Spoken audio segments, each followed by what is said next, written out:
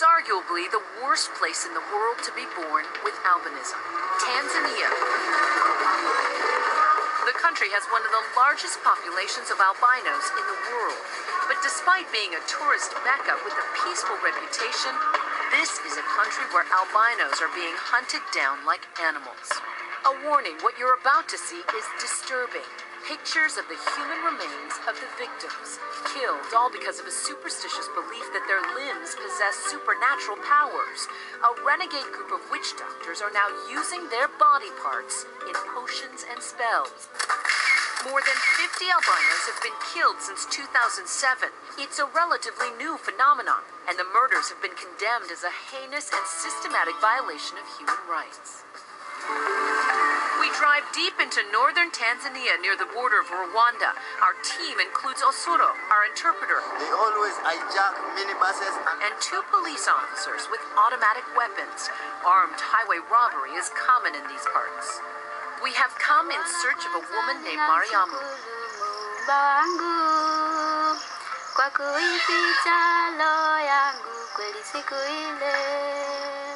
Mariamu is a devout Christian woman, a member of her church choir, who welcomes her visitors with a song.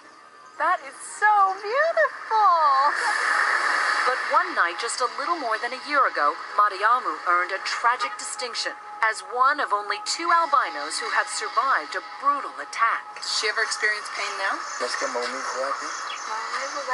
She does. Tell me about the night that it happened. What does she remember?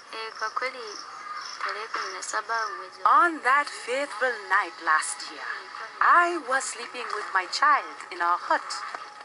In the middle of the night, a group of men stormed in and said, "We're going to cut your arm off. And if you scream, we will cut the other arm off." And they started to chop. I was screaming, so they started to do the same with the other. My parents heard, but they could not come in because the intruders locked the door, so they started screaming. And the villagers heard and came to rescue us, and the attackers ran away. It took 6 full hours for an ambulance to arrive and take her to the hospital.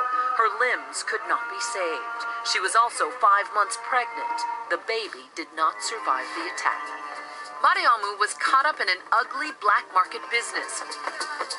One where the skin, arms, hair, and legs of albinos are valuable ingredients for witch doctors' potions, which are believed to bring good luck and wealth.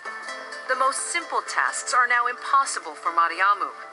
Her parents' new daily ritual, taking care of their grown daughter. They clothe her, feed her, and once she has eaten, they take care of her son. What's the most difficult part of day-to-day life after the attack? Sometimes I cry because it is the same thing over and over again. I miss feeling the love of my son because I can't even carry or hug him anymore. In Tanzania, there are all these superstitions about albinos, that they are ghosts, that they are invisible. What would she say to people who believe this? I was always hearing these tales. People here believe that albinos do not die, they disappear. So I was always wondering, how am I going to disappear? And what would you say to somebody who still believes it now? I don't believe we do disappear. But I can tell you that now we are being hunted down by killers. Mariamu's attackers were arrested that night. Their blood-stained clothes gave them away. She knew and identified one of them. He was her neighbor. And since her attack, the number of Tanzanian albino funerals is mounting. The world might not have heard anything about the killings of albinos in Tanzania were it not for the bravery of the BBC's Vicky Itatemma. She's now in hiding, and we cannot disclose the location of this interview. All my life I've been waiting for, I've been praying for the people to say,